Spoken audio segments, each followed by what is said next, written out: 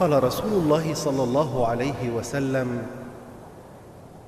تكون النبوة فيكم ما شاء الله أن تكون، ثم يرفعها إذا شاء أن يرفعها، ثم تكون خلافة على منهاج النبوة، فتكون ما شاء الله أن تكون، ثم يرفعها إذا شاء الله أن يرفعها، ثم تكون ملكا عاضا، فيكون ما شاء الله أن يكون، ثم يرفعها إذا شاء أن يرفعها، ثم تكون ملكا جبرية، فتكون ما شاء الله أن تكون، ثم يرفعها إذا شاء أن يرفعها، ثم تكون خلافة على منهاج النبوة. ثم سكت. تذكر يا أخي يوم التنادي. These are the prophetic words of the Holy Prophet Muhammad sallallahu alaihi wasallam 1400 years ago, foretelling 4 distinct periods of Khilafat in the Muslim Ummah. Khilafat on the precepts of prophethood, tyrannical monarchy, monarchical despotism, Khilafat again on the precepts of prophethood.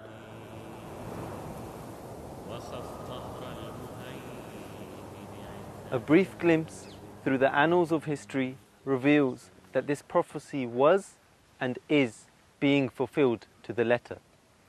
In Surah An-Nur, Allah the Almighty has promised the believers who do good works that He will establish for them the institution of Khilafat. In accordance with this divine promise, the first stage of Khilafat, which followed the prophethood of the Holy Prophet Muhammad sallallahu alaihi wasallam, which was also known as the rightly guided Khilafat, was the Khilafat of Hazrat Abu Bakr, Hazrat Umar, Hazrat Uthman and Hazrat Ali radiyallahu anhum. And this Khilafat remained from the years 632 to 661 of the Common Era. And this was in exact accord with another prophecy, which stated that Khilafat would remain for 30 years. Following this blessed period of Khilafat, the Prophet ﷺ had prophesied another distinct period of Khilafat, which he referred to as Mulkan Aradan. In Arabic, Al-Addu refers to holding something between the teeth, cutting or biting. Therefore, this refers to such a monarchy where the claimants to Khilafat will cut at each other's throats. This period extends from 661 to 1516 of the Common Era. It was commonly understood that there should be only one supreme leader of the Muslim Ummah, and it was said, Al-A'immatu min Quraysh, that the Imam or leader should be from the Quraysh tribe. Therefore, this 855-year period of successorship was inevitably full of leaders from the Quraysh, in other words, Banu Umayyah, Banu Abbas and Bani Fatima. It is said that Banu Umayyah, who ruled from 661 for the establishment of their Khilafat, used such tyrannical means and mercilessly killed on a large scale. This can be seen in the well-known incident of the martyrdom of Imam Hussein radiallahu anhu, the grandson of the Holy Prophet sallallahu alaihi wasallam, and some 70 members of his family at Karbala by Yazid.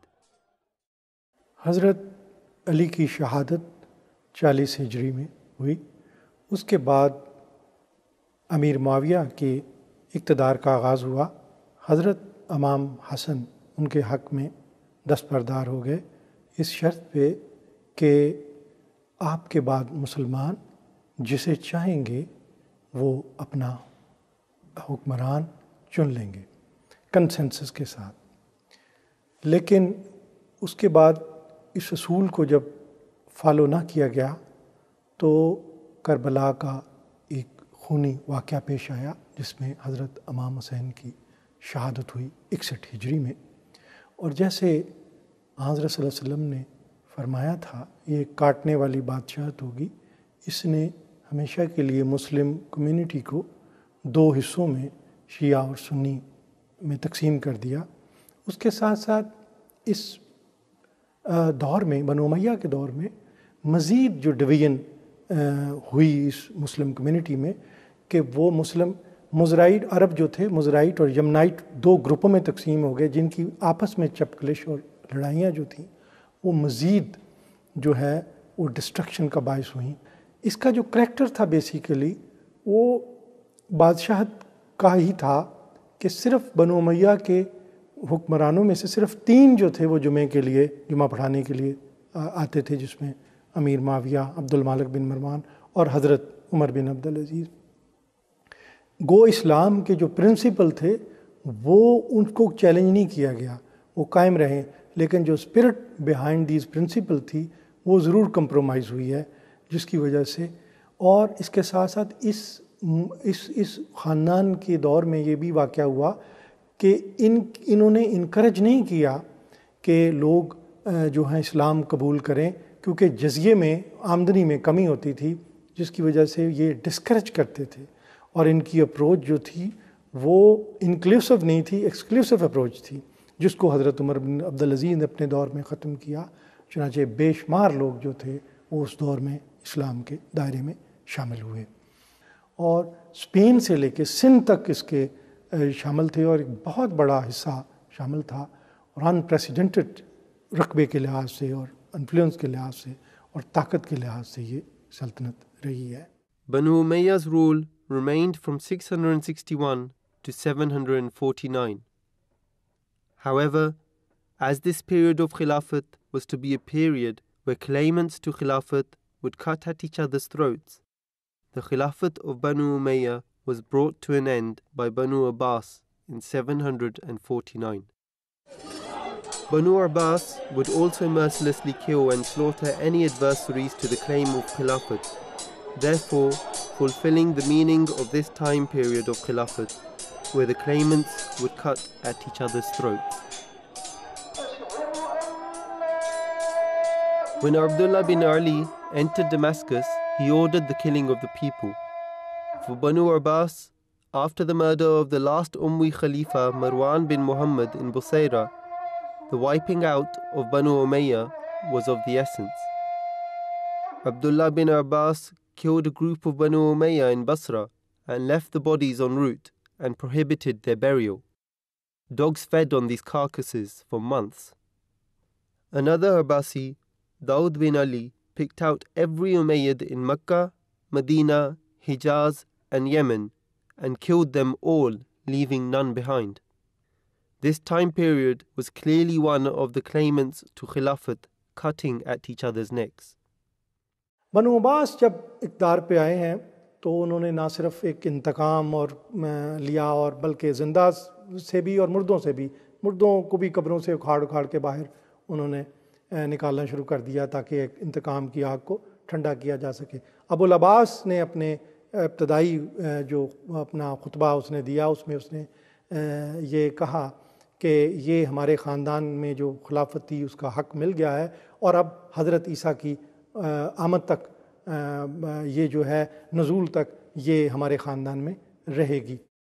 لیکن ہم دیکھتے ہیں کہ ان خاندانوں کے دور میں جو نیک لوگ تھے، جو علمی کام کرنے والے، امام ابو حنیفہ کو اس دور میں قید و بند کی صحبتیں برداشت کرنی پڑیں، امام مالک کو کوڑے لگوائے گئے، اور اس کے ساتھ امام احمد بن حنبل کو کوڑے لگائے گئے، اور وہ زخمی حالت میں جب نماز کے لیے کھڑے ہوئے تو کسی سرکاری مولوی نے کہا تو یہ تو نماز ہی جائز نہیں ہے، آپ تو زخمی ہیں۔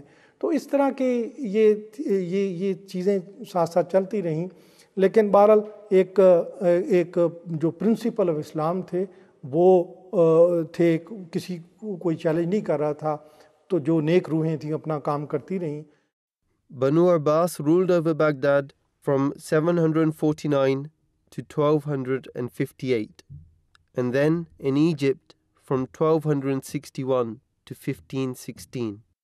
ان کے اندر بھی جو تھے وہ ایک بہت بڑا فیکٹر آ گیا کہ انہوں نے عربوں کو بالکل ایکسکلیوڈ کر دیا، اور ترکوں کو المعتصم باللہ کے بعد ترک زیادہ تر شامل کیے گئے، جس کی وجہ سے جو ان کا حکمران تھا وہ بالکل ان کے درمیان رہ گیا، ایک جیسے 32 دانتوں میں زبان ہوتی ہے اس طرح وہ بن کے رہ گیا، اور آہستہ آہستہ یہ جو خلافت تھی وہ یہ جو بادشاہت تھی ویک ہوتی چلی گئی، اور بعد میں 1517 میں یہ سلطان سلیم اول نے جب مصر پہ حملہ کیا ہے تو پھر یہ جو آخری جو تھا عباسی خلیفہ وہ ان کے ہاتھ میں دستبردار ہو گیا، تو یہ پھر عثمانی حکمران میں خاندان میں یہ منتقل ہو گئی ہے۔ The third period of Khilafat has been referred to by the Holy Prophet Muhammad sallallahu alaihi wasallam as Mulkan Jabriyah, meaning rebellious, strong and despotic monarchy. This was fulfilled in the Osmani Turkish monarchy. This was a strong despotic monarchy which gained power over Egypt and established Islamic monarchy in a non-Arab and non-Qurayshi people.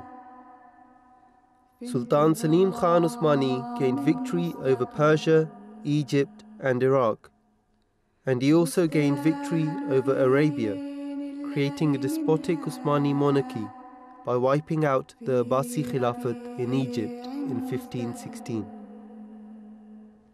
It is from the Abbasi Khilafat that the title of Khalifa was transferred to the Osmani monarchy. منگولوں کے فتنے سے ایک کئی مسلمان جو تھے وہ ان کو اپنے علاقے چھوڑنے پڑے، اس میں سے ایک عثمانی خاندان بھی تھا، اور یہ جب اناطولیہ کے علاقے میں اسے سلجوق سلطان نے مقرر کیا 1299 میں، یہ چھوٹا سا علاقے میں انہوں نے اپنی چھوٹی سلطنت قائم کر لی، اور اس میں 1517 میں اس نے مصر پہ جب سلطان سلیم نے قبضہ کیا تو پھر وہاں سے جو ایک اسپرچول مسلمانوں کا ہیڈ تھا عباسی، تو اس سے وہ اعزازات جو تھے وہ وابستہ جو تو خلافت کے ساتھ جو تھے وہ لے لیے، اور اس طرح اسپرچولی عثمانی حکمران جو تھا وہ اس نے دعویٰ، لیکن انہوں نے سلطان خادم حرمین شریفین کا لقب اختیار کیا، تو ان کو یہی کہا جاتا رہا خادم حرمین شریفین۔ تو وہ اس کے بعد جو مسلمانوں میں 3 بڑی سلطنتیں ابھری ہیں، عثمانی یہ ترک میں، اور صفوی ایران میں، اور ہندوستان میں مغل خاندان، یہ 3 پھر، لیکن کوئی سینٹرائز پاور نہیں ہے۔ عثمانیوں کا دعویٰ جو تھا وہ صفوی چونکہ شیعہ تھے وہ تسلیم نہیں کرتے تھے، اور مغل جو تھے وہ بھی تسلیم نہیں کرتے تھے، لہٰذا یہ 3 بڑی پھر سلطنتیں مسلمانوں میں یہ چلتی رہی ہیں۔ Hence, this third stage of despotic monarchy began in 1516 and remained until the abrogation of Khilafat in 1924.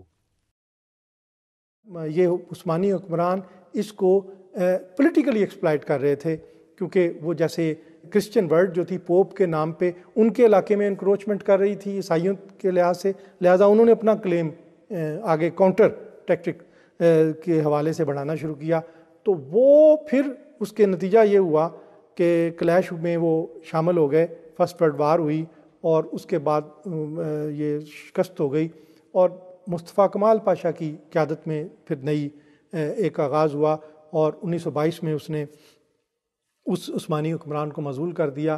بالآخر 1924 میں اس نے خلافت کو بالکل انسٹیٹیوشن کو ختم کر دیا پورے عالم اسلام میں۔ 1924 میں یہ انسٹیٹیوشن جو تھا وہ نام جو تھا، پہلے نام جو لیا جاتا تھا وہ ہمیشہ کے لیے وہ وہاں سے ختم ہو گیا۔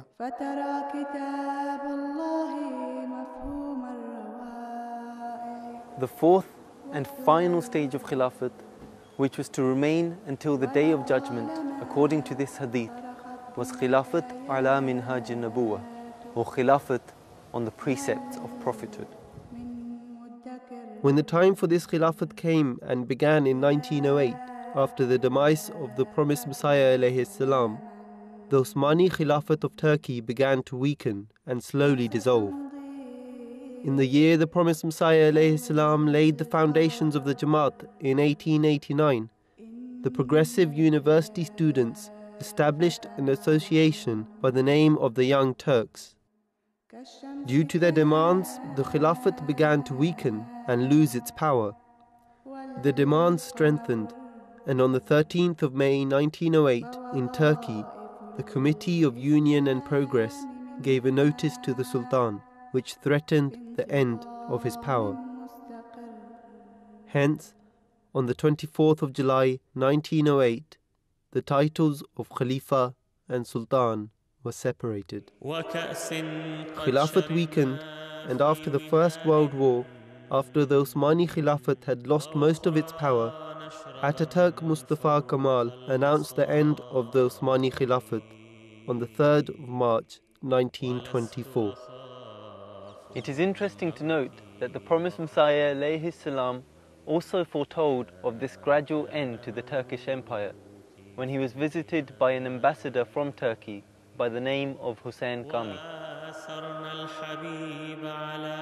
On the 27th of May 1908, Khilafat on the precepts of prophethood was once again established, and it is through this Khilafat that the true teachings of Islam and the Holy Prophet ﷺ are once again to be revived and disseminated in the world. Ashhadu an la ilaha illallah wahdahu la sharika lahu wa ashhadu anna Muhammadan abduhu wa rasuluhu.